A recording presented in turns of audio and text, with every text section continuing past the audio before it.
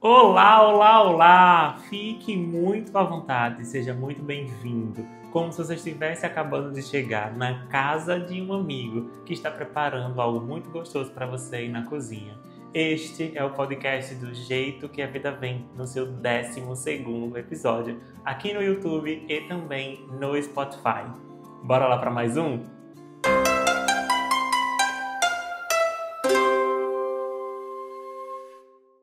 Galera, eu tava muito pensativo essa semana, assim. Você sabe que quando eu tô pensando sobre muita coisa, eu geralmente tenho uma necessidade ainda maior de dizer, preciso gravar um episódio. E aí é mais ou menos assim que a coisa acontece por aqui. E o que aconteceu dessa vez? Eu tava me dando conta de que eu pouco chamava as pessoas pelo nome que elas têm, ou pelo nome que elas se dão. Na maioria das vezes, eu tava chamando as pessoas, todo mundo de amigo e de amiga. Mas me conta assim, você também é assim? Você já parou pra pensar se você chama mais as pessoas pelo nome delas ou se você chama mais as pessoas de amigo e de amiga? E aí a parte que me ocorreu foi, quando às vezes que eu chamo de amigo, é porque realmente eu considero essa pessoa como um amigo? Ou eu tô chamando essa pessoa de amigo por vício? E aí isso foi me pegando, porque já contei até aqui em outros momentos, de que esse ano de 2025 foi quando eu fui me autorizando, mas lá para o final de 2024 na verdade, mas agora para 2025 foi quando eu fui me autorizando mais a reconhecer as pessoas que continuam sendo minhas amigas e aquelas que não são mais minhas amigas e que agora eu posso atribuir outro tipo de vínculo. Que agora eu posso chamar, sei lá, pelo nome, ou de amigos, ou de colegas, ou de conhecidos. Por quê? Porque essa atualização da relação precisava acontecer. E eu lembro de que muitas vezes essa atualização de relação é uma coisa que dá muito trabalho de ser feita. E eu acompanho isso dentro do processo terapêutico de muitas pessoas, justamente porque isso acaba trazendo e falando de alguma forma, né, denunciando de uma dependência emocional. E aí vamos lembrar de que a dependência emocional não existe um antídoto, assim, não existe uma seringa, uma agulha que você vai lá, toma uma vacina, toma uma injeção e de repente você está livre da dependência emocional. Muito longe disso. Existe uma problemática, existe uma complexidade, né? A dependência emocional, ela também está ligada sobre uma baixa de autossuporte, uma necessidade extrema de validação, de pertencimento, uma carência. Então ela é um assunto mais complexo em que cada pessoa vivencia ela de uma maneira diferente. Por isso que eu quero apresentar para vocês sobre quantas são as vezes de que a gente acaba permanecendo em determinados lugares, em determinadas relações, por conta dessa dificuldade de se emancipar mesmo. Mas aí a gente vai fazendo isso aos poucos, né? Do jeitinho que a gente mais gosta de fazer. E aí existe essa parte, que esse assunto foi chegando na minha cabeça, quando eu vi que eu estava chamando de amiga, e aí eu comecei a chamar as pessoas pelo nome, pessoas essas de que hoje eu já não considero mais minha amiga. Só que para não considerar mais minha amiga, eu preciso considerar ela uma outra pessoa. Então tratar com respeito, com a cordialidade, com a ternura, com a gentileza de que eu trato as outras pessoas. Só que eu já não posso acreditar de que essas pessoas sejam minhas amigas. E aí vem um outro questionamento, né? Como é que faz para ser amigo? Você sabe o que faz você ser amigo de uma pessoa? Você sabe o que é que faz você sentir que essa pessoa é também a sua amiga? Para que não seja só um caminho de que você está trilhando sozinha, né? Está indo pela ponta da amizade e de repente você não está encontrando outra pessoa. E eu vejo de que a amizade, para mim, vem muito de um lugar de cuidado, de presença, de atenção, de interesse, de suporte. Então, aquele momento, aquelas pessoas com que eu sinto de que eu posso conversar, de que eu não serei julgado, por exemplo, de que eu receberei bons conselhos, de que me incentivarão e de que estão presentes. Então, essa parte da presença é algo que eu considero muito nas minhas relações. E aí tem algumas pessoas, né, meio que tá ficando moda aí pelo TikTok da vida, ou nas redes sociais, e acabam chegando também no consultório, que são as amizades de baixa manutenção. E aí eu acho que tem uma complexidade a mais nessa amizade de baixa manutenção. Porque eu sei que nós somos adultos E sendo adultos, a gente já vai tendo mais dificuldade de fazer amigos. É natural do processo de ser adulto por conta das ocupações e pela baixa frequência. Só que quando a gente é adulto, se a gente não firma um compromisso de encontrar uma pessoa, de ligar para uma pessoa, de mandar uma mensagem, de mandar um áudio, é muito mais fácil desses vínculos irem se enfraquecendo e quando você vê, você já não tem mais amigos. E às vezes ficar acreditando de que eu vou continuar sendo amigo de fulano, de fulana, porque é uma amizade de baixa manutenção, será que realmente é esse modelo que mais combina com você? Sei lá, esse tipo de baixa manutenção é exatamente o quê? É não mandar mensagem? É não falar? É não falar todo dia? É não ligar nunca? Como é que é essa dinâmica? Porque ela não está pronta, mas acho que ela cabe em um processo de refletir o quanto que você se sente, como é que você se sente diante dela enquanto ela está acontecendo. Faz sentido por aí? Porque eu vejo que muitas pessoas, elas ao não reconhecerem se aquele lugar satisfaz, se aquele lugar nutre, se aquele tipo de relação faz sentido, elas acabam muitas vezes se envolvendo e colocando, dedicando seu tempo, sua energia, seus recursos em algo que não retorna com uma boa sensação para ela. E aí eu não quero que você esqueça de que tempo e energia são dois recursos finitos. A gente não tem todo o tempo do mundo, a gente já não é tão jovem, como já diria o Legião Urbana, né? Mas a gente não tem toda a energia do mundo, a gente precisa sim encontrar um equilíbrio e saber onde que a gente coloca nosso tempo, nosso dinheiro e nossa energia, porque são 3 recursos que são finitos, que a gente precisa saber administrá-los. E quando eu percebi que essas pessoas elas já tinham ido embora, elas já não estavam mais na minha vida, mas eu continuava chamando de amiga, foi quando uma coisa estranha aconteceu em mim. E aí eu precisava estar atento aos sinais que o meu corpo me dá para orientar os meus próximos passos. E aí eu acho que esse foi um experimento muito significativo, quando eu entendi de que sim, as coisas mudam. As relações mudam, os interesses mudam, os desejos mudam. E a gente também precisa atualizar tudo isso em nós. E eu preciso confessar, dá trabalho, dá bastante trabalho, é um processo muito intenso. Mas quando a gente passa por ele, é que a gente percebe de que foi mais significativo, fez mais sentido, foi muito melhor a gente ter passado do que não ter passado e ter lidado com aquelas micro-angústias que elas vão ficando em nós ao longo desse tempo e ao longo desse processo. Me conta por aí como é que isso vai chegando também. Quero saber aqui nos comentários como é que você chama as pessoas. Você chama todo mundo de amigo? Ou você costuma chamar as pessoas pelo nome delas? Eu quero saber isso primeiro. E aí é quando a gente percebe a que nível de troca que a gente se envolve. Se a gente sabe dar mais ou a gente sabe receber mais. A mesma pessoa que tem uma facilidade maior de dar, ela também se sente bem ao receber? A mesma pessoa que recebe, ela sente que ela também consegue dar para outra pessoa a nível desse tipo de retribuição? Ou porque a gente vive e encontra pessoas com um cenário de dependência emocional que elas têm uma facilidade enorme de dar e uma dificuldade gigante em receber. Então, às vezes, ela recebe bem pouquinho, quase nada, um fragmento, uma farinha, um pozinho de devolução, e ela sente que aquilo tudo representa algo maravilhoso. Sabe assim, aquele cantinho de pão que você chega em casa que você está bem esfomeado e aí tem metade de um pão seco na bolsa e você come, mata ali aquela sua fome, mas no fim das contas não mata, né? Só engana bem, parece que encheu sua barriga e acabou não enchendo mesmo. E aí quando a gente começa a perceber e trazer essa atualização começa a partir de você também, sobre o que você dá e sobre o que você quer receber da outra pessoa, sobre aquilo que faz sentido para você também ter de volta mediante aquilo que você dá, para buscar esse equilíbrio. Então, às vezes, existe um desequilíbrio natural a depender de um processo de que o dar e o receber não estão exatamente na mesma linha. Mas a gente que vai encontrando um desequilíbrio mais ou menos assim, a gente consegue ver que é um ciclo, né, que é natural desse processo.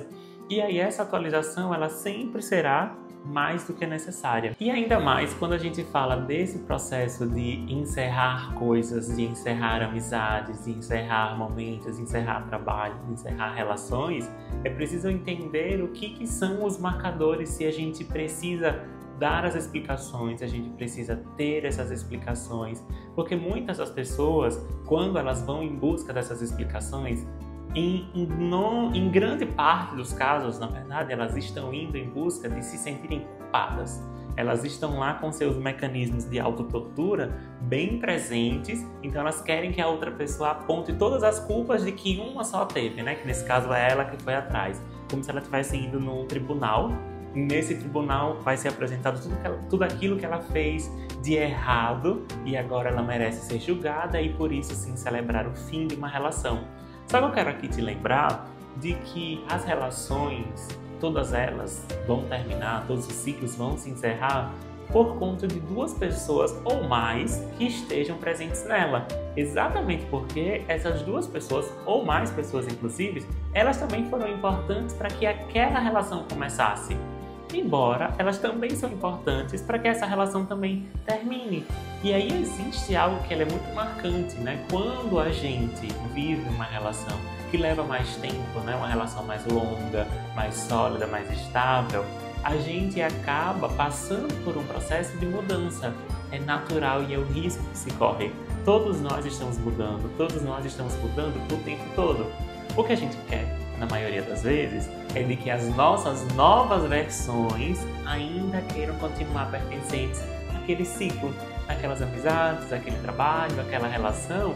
Só que às vezes é preciso de muita coragem, de muita honestidade para também saber quando esse período já encerrou, porque às vezes ficou lá atrás. E quando a gente ficou lá atrás e vai no hoje, querer saber de uma explicação, querer saber por que aconteceu, querer que outras pessoas nos conte, é importante lembrar se eu quero ter essa informação para aprender com ela, para melhorar para as próximas relações, se ainda cabe melhorar para essa relação, ou se é um caso de eu estou indo fazer essa pergunta para essa pessoa me apontar meus defeitos, meus erros, aquilo que eu fiz de errado e eu me senti mais culpada, me senti mais responsável pelo fim daquilo. Então acho que é importante a gente separar. E aí isso vem com uma confirmação muito clara. É muito comum de acompanhar as pessoas dentro dos seus processos terapêuticos quando elas chegam com as perguntas que são assim: mas por que será que tal coisa aconteceu? Ai, por que será? Por quê? Por quê? Por quê? E ela acaba esquecendo, e eu gosto de trazer essa atualização também aqui para você, de que às vezes não tem um porquê conhecido. Às vezes é uma interação de muitos porquês. Quando a gente sabe exatamente o porquê de tal coisa aconteceu, de que serve? De que serve o porquê de determinada coisa ter acontecido? Porque às vezes esse porquê ele só dá uma informação que talvez você não sabe como utilizar depois. Agora, se você muda o pronome, e veja se faz diferença aí para você também, quando você muda o pronome para como será que as coisas foram acontecendo? Quais sinais ou quais foram os momentos de mudança que agora, eu fazendo essa retrospectiva, eu sou capaz de perceber de que a coisa já foi mudando, que já não era mais a mesma. Então, quando eu falo desse como, eu peço uma orientação, eu peço algum tipo de reflexão que vai me orientar para um outro resultado, para um outro caminho, para um outro ciclo. E acho que isso faz muito mais sentido quando a gente pega o como e atualiza para o presente, e atualiza para o agora e nos direciona para os próximos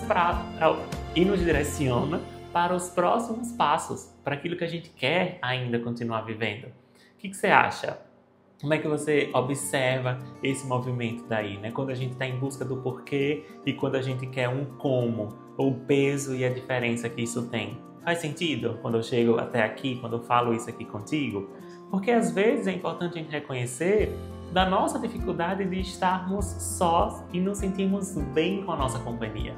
Porque se a gente não passou por esse processo de descobrir aquilo que nos faz bem, aquilo que nos nutre, aquilo que nos enche os olhos de lágrima, aquilo que faz nosso coração tremer, a gente quase sempre vai querer que a outra pessoa provoque essa dose de adrenalina, essa parte de venha cuidar de mim, esteja sempre disponível para mim, e isso acaba sendo um alvo muito fácil, uma presa muito fácil de perfis e de pessoas que são mais manipuladoras. Então elas acabam despertando muito mais essa utilidade, elas acabam despertando muito mais esse desejo de pertencer a um grupo, justamente quando essa pessoa ela não tem muito dos critérios, ela não sabe muito bem estar sozinha, ela está em um momento de vulnerabilidade, e aí é esse o momento que você precisa entender que é realmente o que você é, o que você gosta, qual é a coisa que faz mais sentido para você, o que é aquilo que perdeu sentido.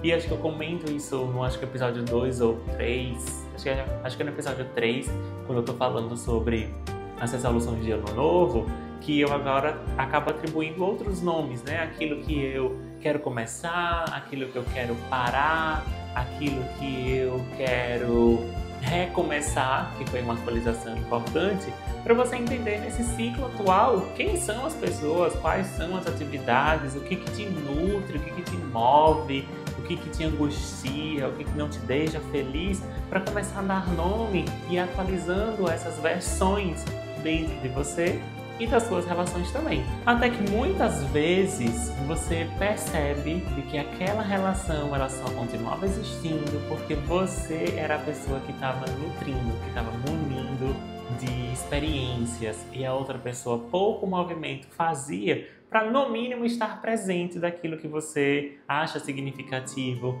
para sua vida, para o seu momento, para a sua ocasião. E é importante você entender quando e como é que você se comporta quando você acaba de degustar um prato que estava muito bem feito, que estava muito preparado, que tinha todo um zelo, tinha cuidado, você termina de comer e você se sente como? Muitas vezes você vai se sentir feliz, você vai se sentir satisfeito, barriga cheia, coraçãozinho ali feliz, um prato muito gostoso, e ele serviu para aquele momento que você estava com fome.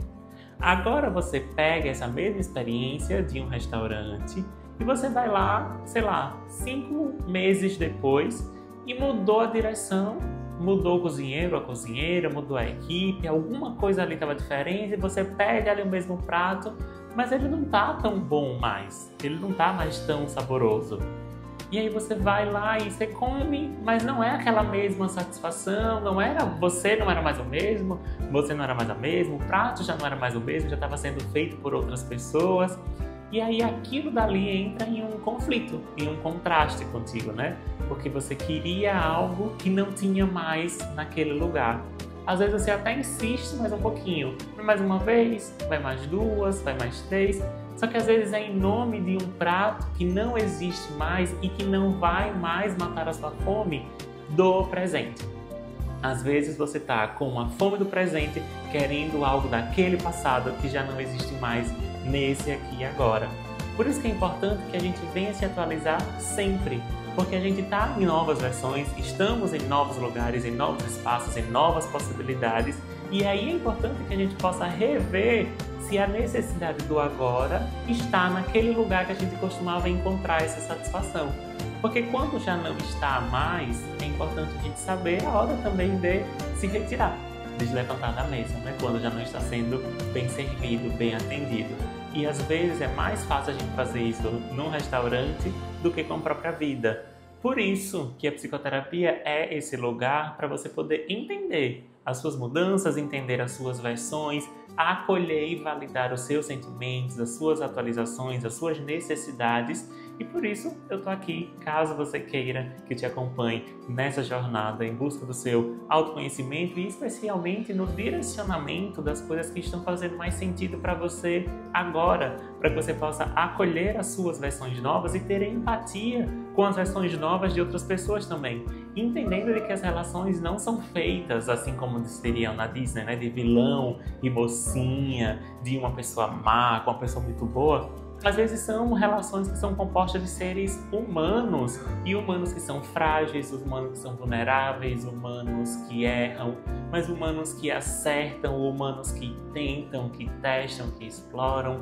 E aí agora, esse é o momento de você poder também atualizar aí em você quem é a sua versão, o que você quer, o que você gosta, o que faz sentido, e eu vou adorar saber disso nos comentários desse vídeo.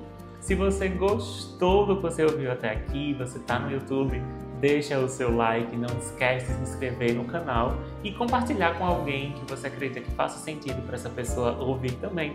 E se você estiver me ouvindo no Spotify, considere dar 5 estrelas e seguir esse canal. Muito obrigado pela sua participação, muito obrigado pela sua escuta. Espero que esse episódio tenha feito sentido para você e que, pelo menos, no mínimo, tenha feito uma boa companhia. Estou muito feliz de estar por aqui mais uma semana e a gente se vê na próxima segunda e por aí também. Não esquece de seguir nas minhas redes sociais e se quiser agendar uma sessão comigo, é só acessar o link que está aqui na descrição desse vídeo. Um beijo!